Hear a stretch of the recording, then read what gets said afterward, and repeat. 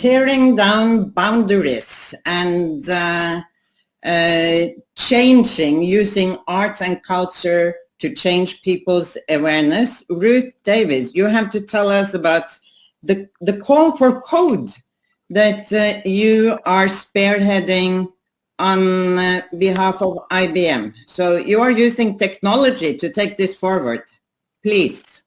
Absolutely, Liv. Thank you very much, and happy to be here. And I am excited to talk about Call for Code. It speaks to the power of community and the impact that technology can have to, in this particular case, help us combat systemic racism. So last year, at the height of social unrest, we all saw, and I know you said, Marlon, you were 7 weeks away from George Floyd, and the world saw it through technology. And as many companies did, our employees spoke up, told stories, we shared during that very, very difficult time. And as many of us were technologists, we wanted to leverage technology to make change. And we channeled our pain and frustration into something that would lead to action.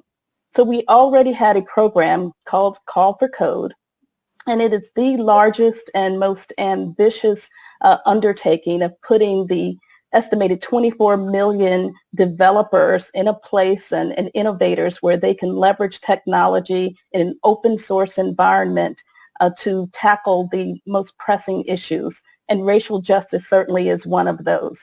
So in June of last year, over 500 IBMers, Black IBMers and allies got together and leveraged the Call for Code open source platform. They looked at how could we put actionable solutions into the communities. So we started with 3 pillars. One was police and judicial reform and accountability, diverse representation, and the third was policy and legislation reform. And they developed, and this was a team of IBMers that were, they could have been 2 years into IBMers, salespeople, developers, master inventors, people that have been here 30 years, but a very diverse group that cared about and were passionate about this issue. Came up with multiple solutions, and the most mature ones have been launched, and 7 are out right now on the Linux Foundation platform, which is hosting this technology and these solutions. I'll give you one quick example.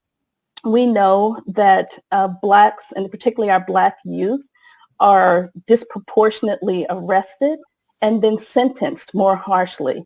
We have an application called Open Sentencing that really helps arm the typically resource-strapped public defenders that are representing these youth.